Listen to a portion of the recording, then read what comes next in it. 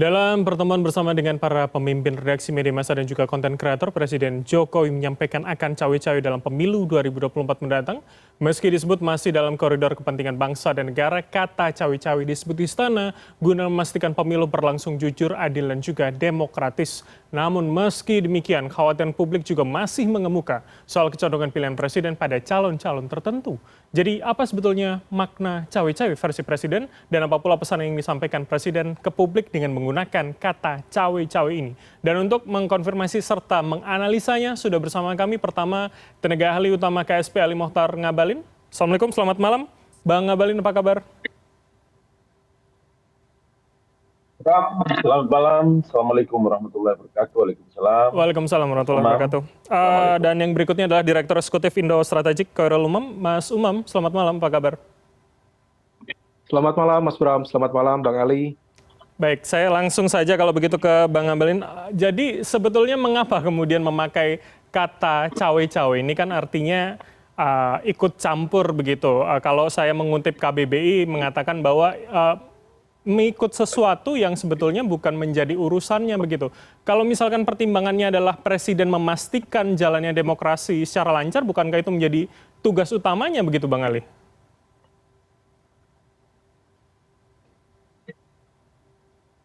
Ya, terima kasih. Ya, tapi kalau pelaksanaan pemilu itu kan ada badan penyelenggaranya. Pemilu itu diselenggarakan bukan oleh pemerintah loh.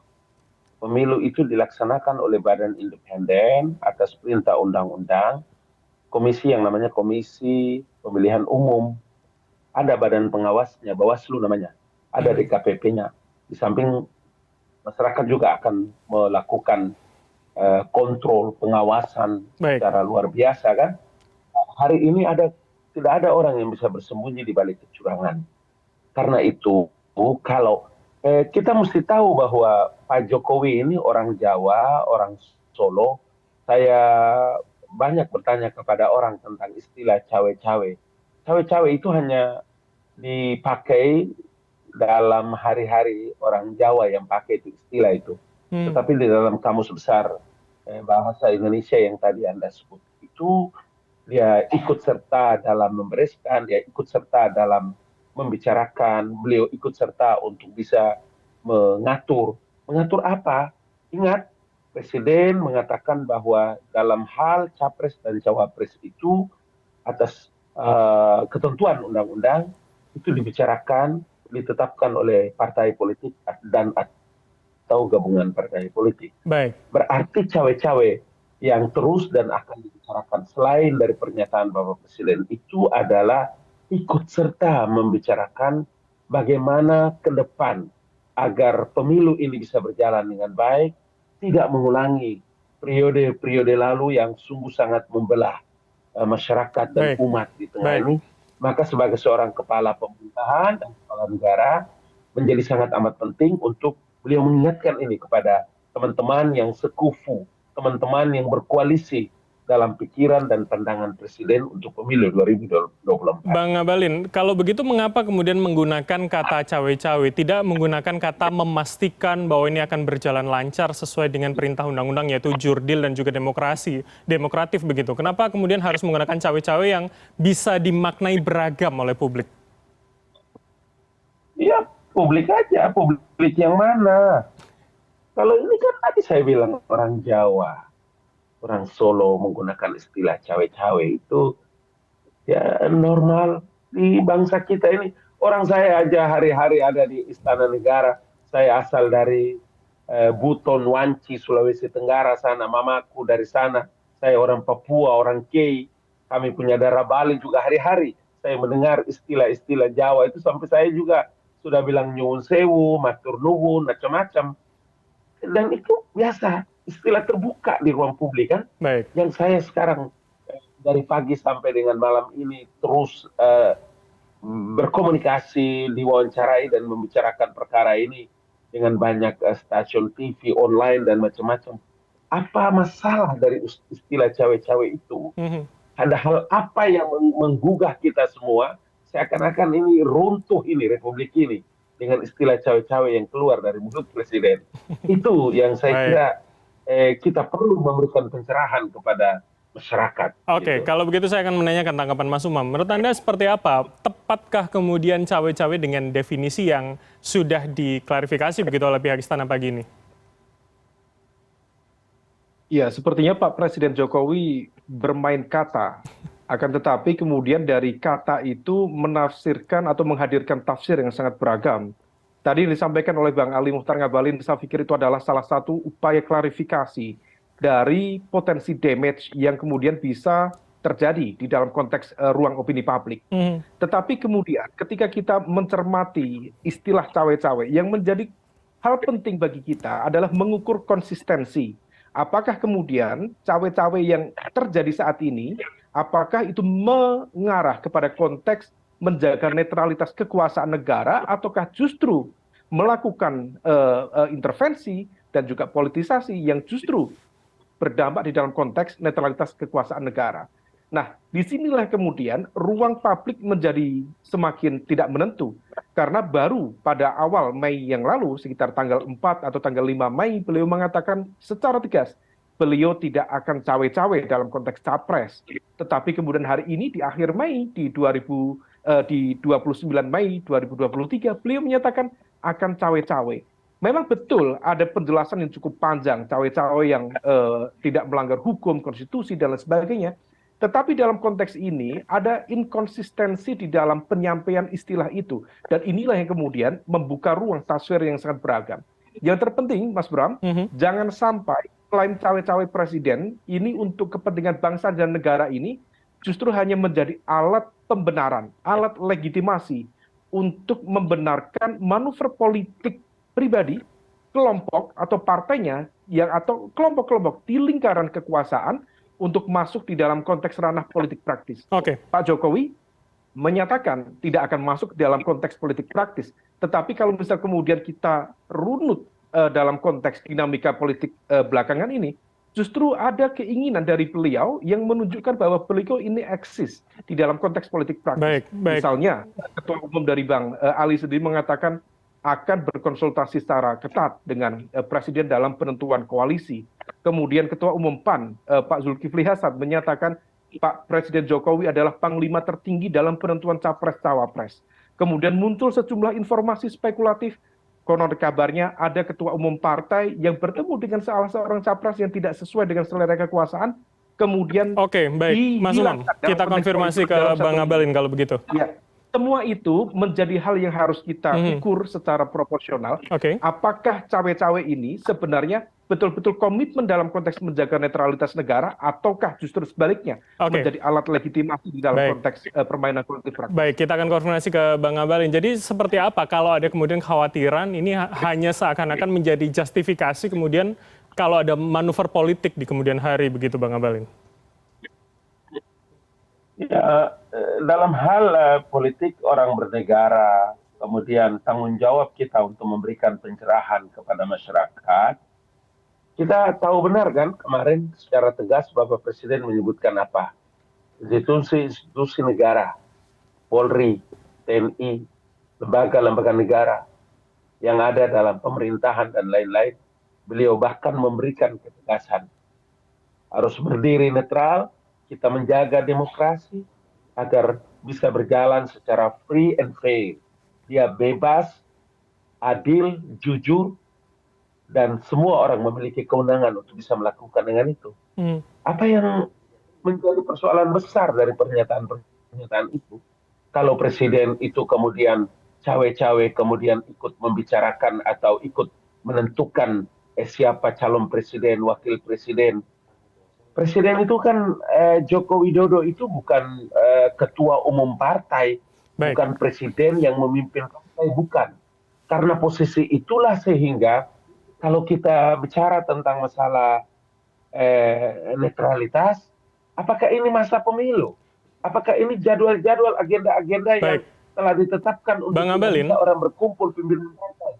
Sementara, saya ingat sekali lagi Bram, presiden itu adalah kepala pemerintahan yang jauh lebih penting, itu adalah kepala negara yang mau dan tidak mau harus menjaga situasi keamanan ini dengan baik. Oke, tapi Bahwa kalau kita penyelenggara mundur, pemilu Bang Abalin, itu ketika benar-benar kemudian endorse dari presiden kepada beberapa calon, anggaplah salah satunya adalah Prabowo Subianto begitu, itu kan kemudian akhirnya diikuti pada saat itu oleh Kepala BIN yang mengatakan aura presiden sudah berpindah ke Prabowo. Nah, bagaimana kemudian meyakinkan publik kembali bahwa cawe-cawe ini tidak diikuti dan ditafsirkan berbeda oleh instrumen yang ada di bawah presiden begitu, Bang Abalin? apa urusannya kemudian kita memberikan satu value terhadap publik terkait dengan istilah endorse tadi, mengendorse salah satu calon. Hey, Gerindra itu baru menetapkan calon presidennya itu namanya Prabowo. Partai Golongan Karya menetapkan Airlangga Hartarto. Yang lain-lain juga baru saja PDIP, Ganjar dan lain-lain. Apakah itu menjadi calon yang ditetapkan oleh KPU? Jawabannya tidak, Bung. Bisa saja dia mengalami perubahan karena belum ada penetapan KPU. Kenapa kita keluar dari jalur itu dalam membicarakan hal-hal politik orang bernegara dalam rangka memberikan satu kesadaran terhadap orang menyongsong pemilu? Presiden ini merasa penting untuk harus ikut serta dan bercawe-cawe karena kita punya pengalaman buruk dalam pemilu yang kemarin, bagaimana terbelahnya rakyat, terbelahnya umat, orang bercaci maki, menghujat, menggunakan ayat-ayat dalam berpidato, kemudian mengkafir-kafirkan orang. Itu yang presiden tidak berkehendak di masa akan datang. Baik. Tidak bolehkah kepala pemerintahan dan kepala negara punya kekhawatiran terhadap itu? Itu pertanyaan penting yang mudah-mudahan didengar oleh semua orang. Oke, saya akan ke Mas Umam kalau begitu. Baik. Baik. Meyakinkankah untuk publik hal tersebut, Mas Umam? Ya tentu meyakinkan atau tidaknya akan diukur dari konsistensi antara sikap, pernyataan, dan juga perbuatan. Nah, oleh karena itu di dalam konteks ini memang ada ruang abu-abu yang cukup terbuka. Memang tidak mudah memisahkan antara klaim kepentingan pribadi, kepentingan politik kelompok atau partai politik sendiri dengan kepentingan negara. Bagaimanapun juga presiden adalah simbol kekuasaan negara. Nah, oleh karena itu, kalau misal kemudian ingin menjaga netralitas negara, maka simbol negara harus berada di tengah. Tetapi kalau misal kita cermati belakangan ini, maka kekhawatiran tentang tidak netralnya kekuasaan negara memang berpotensi terjadi. Bagaimana misalnya beliau, Pak Jokowi, dengan tetap menggunakan PIN sebagai Presiden Negara Republik Indonesia hadir di tengah jaringan relawan. Dan beliau menyatakan secara tegas misalnya akan membisiki para ketua umum partai di dalam konteks penentuan koalisi dan capres yang akan didukung di 2024 mendatang. Memang ada ruang abu-abu yang cukup besar. Dan ruang itu kemudian yang tidak ingin sejumlah pihak, termasuk kalangan masyarakat sipil, jangan sampai kemudian kekuasaan negara di-exercise sedemikian rupa, sehingga negara menjadi tidak netral. Bagaimanapun juga, Mas Bram, demokrasi atau pemilu yang adil, yang terbuka, yang demokratis, menghendaki adanya netralitas kekuasaan negara. Baik. Nah, di dalam konteks Presiden Jokowi harus konsisten. Jangan sampai statement itu hanya menjadi gimmick politik. Karena pada konteks pelaksanaan di lapangan, dalam konteks politik praktis, seolah kemudian mengkonfirmasi ada upaya dan juga tendensi dari beliau untuk bermain-main di dalam konteks politik praktis. Semua akan menganalisa dengan cermat pergerakannya. Oke, Bang Abalin, terakhir singkat saja, bagaimana kemudian ini bukan gimmick dan publik bisa yakin bahwa memang ini yang dimaksudkan adalah presiden memastikan jalannya sesuai dengan amanat undang-undang begitu, Bang?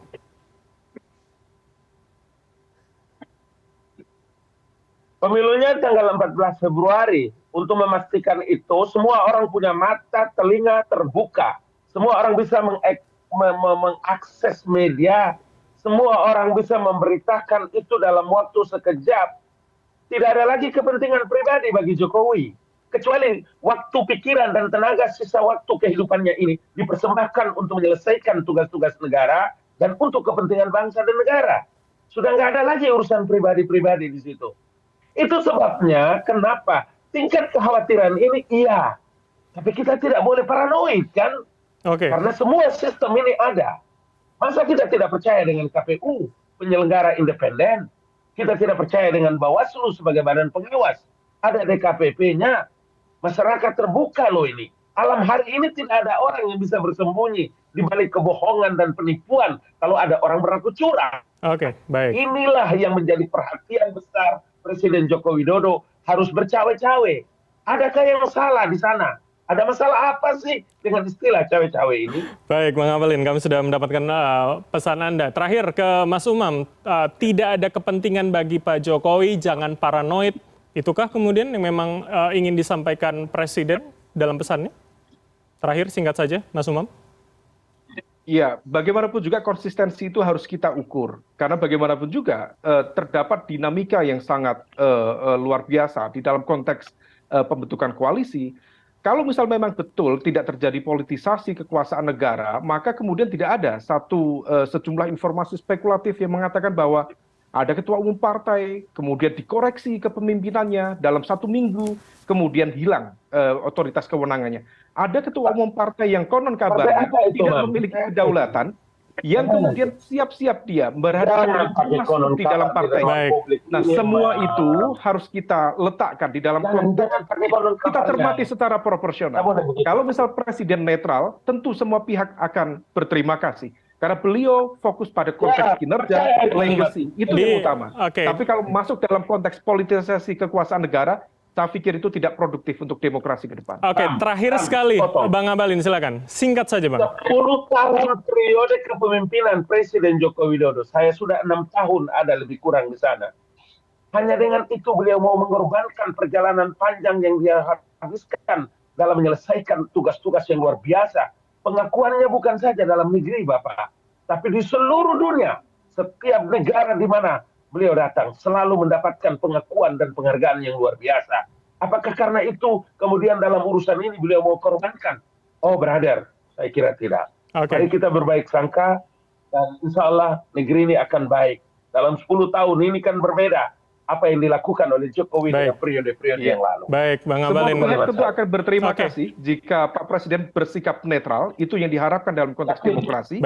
Tetapi kalau misal kemudian terjadi politisasi, tentu ini akan menjadi sebuah catatan demokrasi ke depan. Oke, berarti kita tunggu Bapak-Bapak sekalian apakah kemudian ini menjadi catatan baik atau kemudian malah menjadi sebuah presiden. Terima kasih atas waktu Anda sekalian, tenaga ahli utama KSP Mohtar Ngabalin, dan juga Direktur Eksekutif Indo Strategik Khairul Umam telah bergabung sama kami. Selamat malam, sehat selalu, Mas-mas sekalian.